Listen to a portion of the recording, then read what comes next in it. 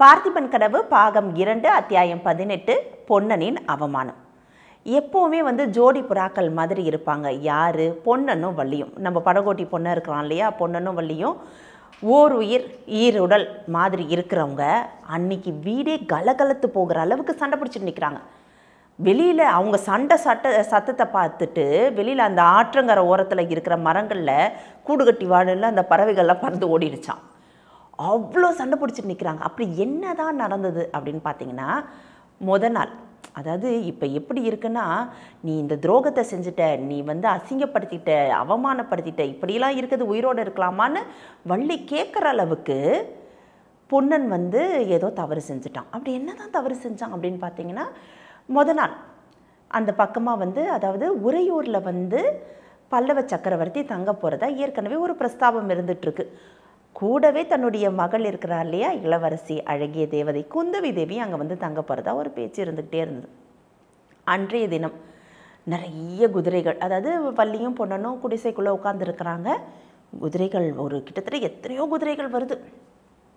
டக்கு டக்கு டக்கு டக்குன்னு அந்த குழும்பு சத்தம் கேட்குது. அந்த சமயம் பார்த்து பொன்னனும் வள்ளியும் வெளியில் வராங்க. நேராக போயிட்டு அந்த தூணி கரைக்கிட்ட நிற்கிது குதிரை. அதில் பல்லக்கிலேருந்து குந்தவி தேவி இறங்குறா. வெண்புறவி இருக்கு இல்லையா, அதுலேருந்து நம்மளுடைய மகாராஜா இறங்குறாரு. ரவிவர்ம பல்லவர் இறங்குறாரு. இறங்கிட்டு அப்போ அந்த பக்கம் ஏதோ பார்த்து சொல்லிகிட்டு இருக்கிறாரு மகளுக்கு. அந்த பக்கம் இருக்கிற அரண்மனையெல்லாம் பார்த்து சொல்லிகிட்டு இருக்கிறாரு, தோணிக்கரையை பார்த்து சொல்லிகிட்டு இருக்கிறாரு. அப்படியே பேசிக்கிட்டு இருக்கும்போதே இந்த பக்கம் திரும்புகிறார். அவர் என்ன சொல்லியிருக்கிறாரு அப்படின்னு பார்த்தீங்கன்னா, அந்த பக்கம் அரண்மனை இருக்கு இல்லையா, என்ன அரண்மனை, நம்மளுடைய விக்ரம இளவரசன் இருந்தார் இல்லையா, நம்ம அருள்மொழி தேவி இருக்கக்கூடிய அந்த அரண்மனை, அந்த பக்கம் கரைக்கு அந்த பக்கம் இருக்கக்கூடிய அந்த வசந்த மாளிகையை பற்றி சொல்லிகிட்டு இருக்கிறாரு. அங்கே தான் அருள்மொழி தேவி இருக்கா. ஏற்கனவே போன அத்தியாயத்தில் சொல்லியிருந்தா இல்லையா, அருள்மொழி தேவிக்கிட்ட எப்படியாவது பேசி சன்னியாசி யாருங்கிறத, அந்த போலி வேஷதாரி யாருங்கிறத கண்டுபிடிச்சிடுவேன் அப்படின்னு சொல்லிட்டு அந்த அரண்மனையை பார்க்குறான். இந்த பக்கம் பார்த்துட்டு இருக்கும்போது இப்படி திரும்புகிறாங்க. பொன்னனும் வள்ளியும் குடிசைக்கிட்ட இருந்தே இவங்க பேசிக்கிறதெல்லாம் பார்த்துட்டு இருக்கிறாங்க. சட்டுன்னு இவன் எதிர்பார்க்காத சமயமாக பார்த்து பல்லவ மகாராஜா கூப்பிட்றாரு. பொண்ணா இங்கே வா, இந்த தோணித்துறையில் படகு ஓட்டுறது நீ தானே அப்படின்னு கேட்டோன்னே இவனுக்கு ஒன்றும் புரியல. மகாராஜா தன்னை பேரை சொல்லி கூப்பிட்டோன்னே ஒன்றும் புரியல, கடகடன்னு போயிட்டான். அப்படியே ஒரு கும்பிடு போட்டு நின்றுட்டான். சொல்லுங்க சாமி அப்படின்னுட்டான். இனிமேல்ட்டு இளவரசி அந்த பக்கம் அருள்மொழி தேவியாரை பார்க்குறதுக்கு அடிக்கடி இங்கே வர வேண்டி இருக்கும். நீ தான் பத்திரமா தோணியில் இந்த கரையிலேருந்து அந்த கரைக்கும் அக்கறையிலேருந்து இக்கரைக்கும் குந்தவி தேவியை இளவரசியை பார்த்து பத்திரமா கொண்டு போய் விடணும், செய்வியா அப்படின்னோடனே உத்தரவு மகாராஜா அப்படின்னு நிற்கிறோம். எப்படி கொஞ்ச நாளைக்கு முன்னாடி தான் சிவனடியார்கிட்ட அப்படி தான் வீரவசனம் பேசினான். என்ன பேசினா, என் கையில் இருக்கிற வேல் என்ன சும்மா இருக்குமா, என்னைக்காவது ஒரு நாள் உங்கள் மகாராஜா பார்க்க மாட்டேனா, பார்க்கும்போது என் வேல் அவர் மார்பில் பாயாதா அப்படின்னு சொன்னவன் நேருக்கு நேர் பார்த்துட்டான். போட்டு கும்பிடு போட்டு நிற்கிறான்.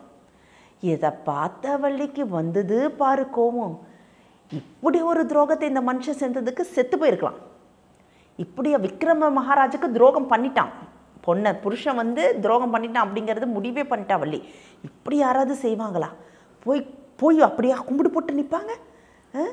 ஒரு துரோகி, அவரால் தான் விக்ரம மகாராஜா நாடு கடத்தப்பட்டிருக்கிறாரு, எல்லாத்தையும் மறந்துட்டு அங்கே போய் நின்று கும்பிடு போட்டானே அப்படின்னு சொல்லிட்டு சண்டை ரெண்டு பேருக்கும். யாருக்கு? பொன்னனுக்கும் வள்ளிக்கும் வாயோயாத சண்டை.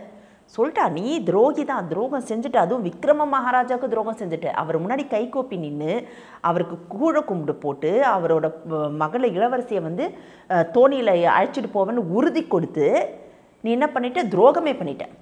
உன்னோட துரோகம் மன்னிக்க முடியாத துரோகம் அப்படின்னு சொல்லிட்டு பேச்சு சண்டைனா சண்டை, அப்படி ஒரு சண்டை.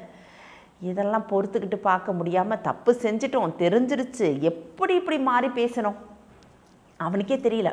அவ்வளோ கோவமாக இருந்தான் பல்லவ சக்கரவர்த்தி மேலே. எப்படி இப்படி மாறி பேசணுங்கிறது அவனுக்கு தெரியவே இல்லை. கடைசியாக உள்ளே உட்காந்துருந்தா இன்னும் கொஞ்சம் வம்பு வழக்கு தான் வரும், போவோம் அப்படின்னு சொல்லிட்டு அவர் பெரிய ஆலமரம் இருக்குல்ல தோணித்துறையில், அங்கே இருக்கிற அந்த விழுதுக மேலே போய் உட்காந்துட்டான். இந்த தகவல் உங்களுக்கு பிடிச்சிருந்தா லைக் பண்ணுங்க, உங்க ஃப்ரெண்ட்ஸுக்கு ஷேர் பண்ணுங்க, மறக்காம எங்க சேனலுக்கு சப்ஸ்கிரைப் பண்ணுங்க.